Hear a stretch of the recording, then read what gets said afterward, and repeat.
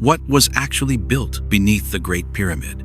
How do you hide something so massive that even the most advanced scanning technology available cannot explain it? Not a vault, not a sealed corridor, not a forgotten chamber. Something far more deliberate and stranger than all of those. A structure built beneath a structure, concealed inside the most examined monument anywhere on the face of the earth. 4,600 years of desert heat and relentless scholarship, yet no one fully agrees on what waits below. This is the Great Pyramid of Giza, and what lies beneath it has never been fully resolved by anyone on the face of this earth. In 2017, an international team of physicists aimed muon particle detectors at the pyramid from multiple directions. These were particle physicists, not treasure hunters, using instruments adapted from the world of high-energy nuclear science.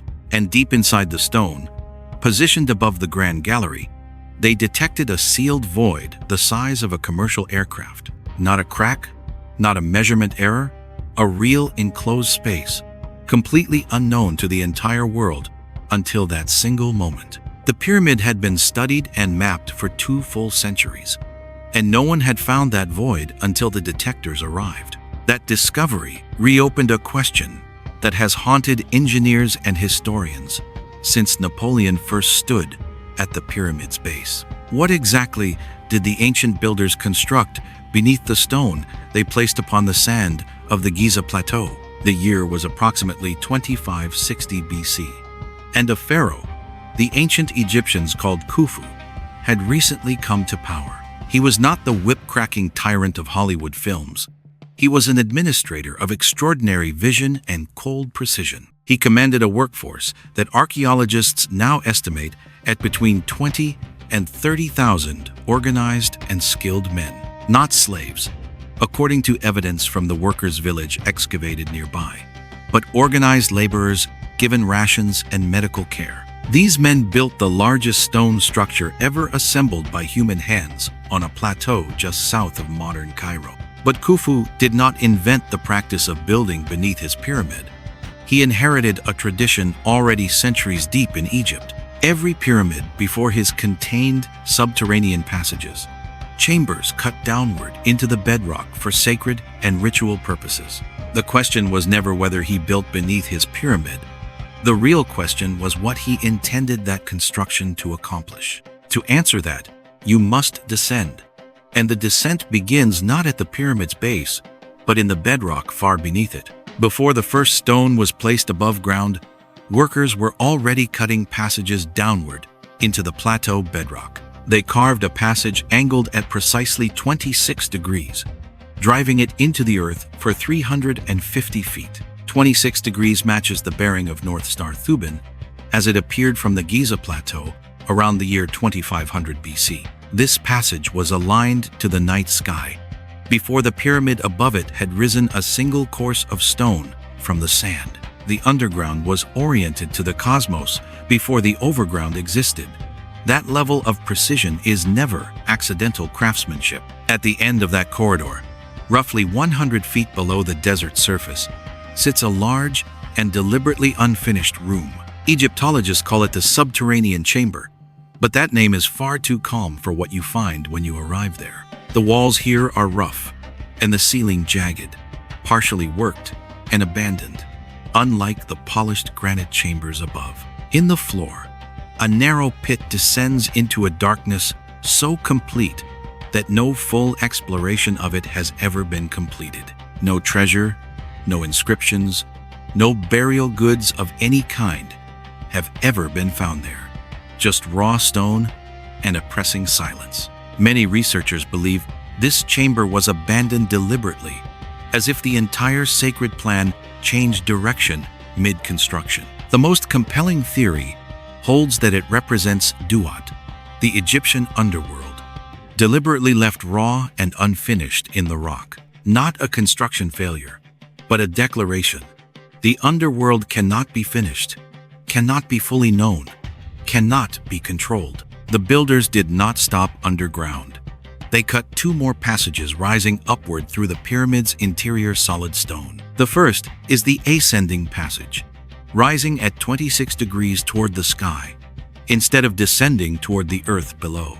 At the junction of the two passages, 3 granite plugs were discovered, each weighing several tons of solid Aswan granite. These plugs were not inserted from outside after burial. They were stored inside the Grand Gallery and released downward on cue. The precision required to store and release those plugs without injuring the workers still inside remains extraordinary to consider.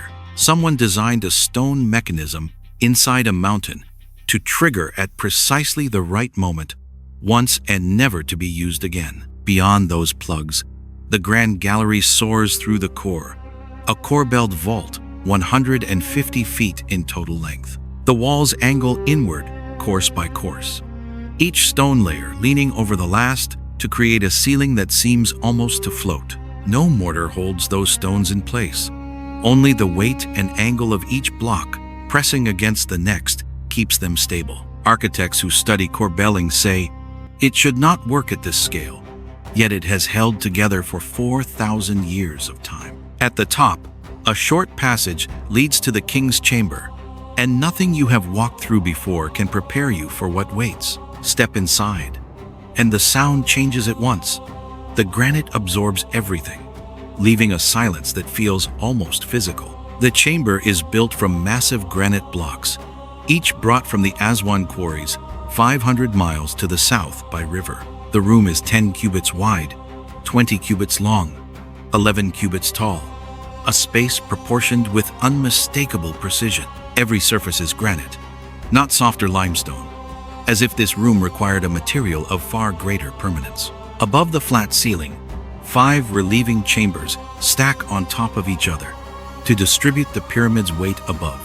The lowest of those 5 compartments holds the only inscriptions in the pyramid, workmen's marks in red ochre paint. One crew wrote their name in that sealed space, the Friends of Khufu, in a room they knew no visitor would ever enter.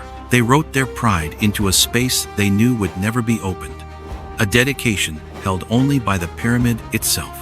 The sarcophagus could not fit through the entrance passage, which means the pyramid was built around it from the very beginning. No mummy has ever been found inside it.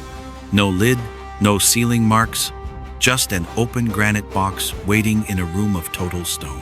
And above all of this, above the king's chamber and its 5 compartments, sits the void the 2017 physicists discovered, at least 100 feet long, matching the Grand Gallery below it in scale, and sealed from every known direction. No known entrance connects it to any other explored passage or chamber that archaeologists have yet been able to identify.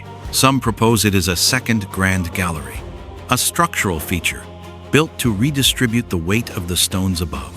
Others argue its dimensions are too precise and deliberate to be explained by structural engineering function alone. Some researchers now believe it holds the real burial chamber of Khufu, sealed, untouched, hidden for 5,000 years.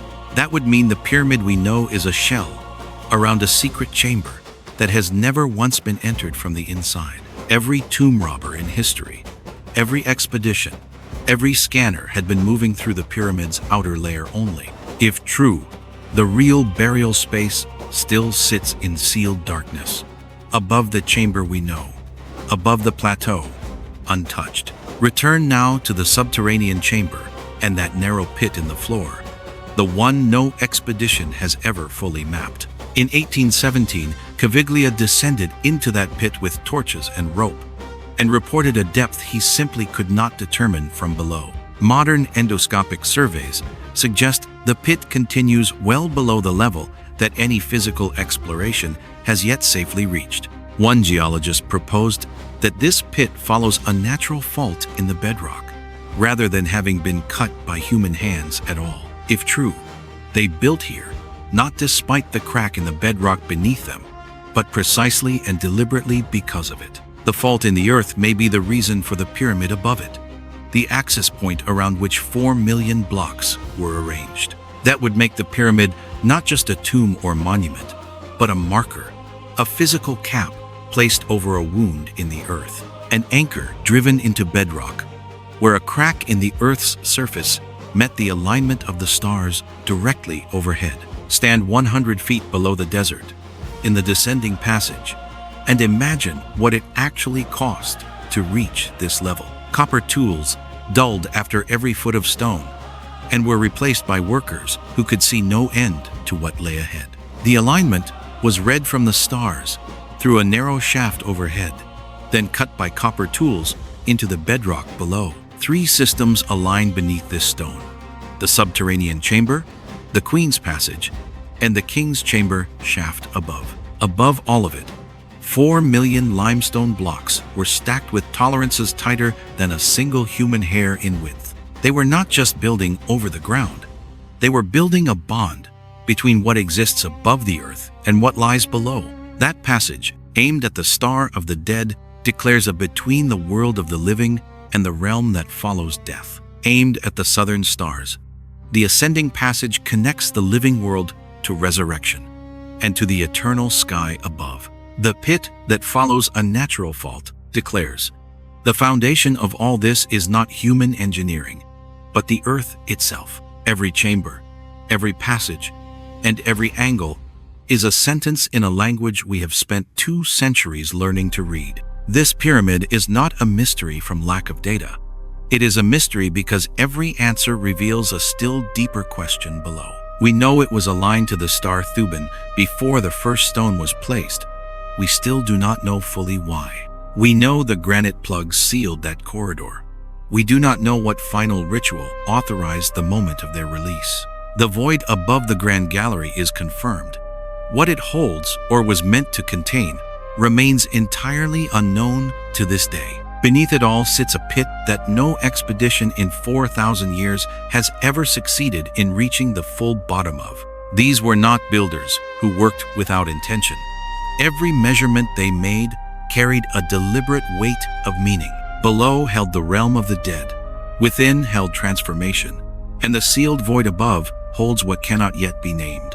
They went down before going up, because what must rise toward the stars must first be anchored in the earth below it all. You cannot reach the stars without first going into the earth, and this pyramid is a monument to both directions at once. Khufu did not build a tomb.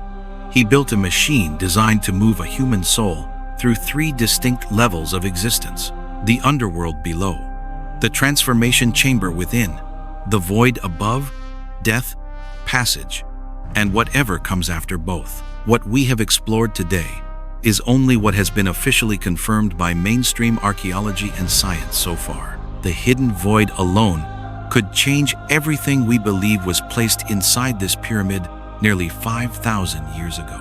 If the pit or the void above feels like the true answer to you, let me know what you believe in the comments below.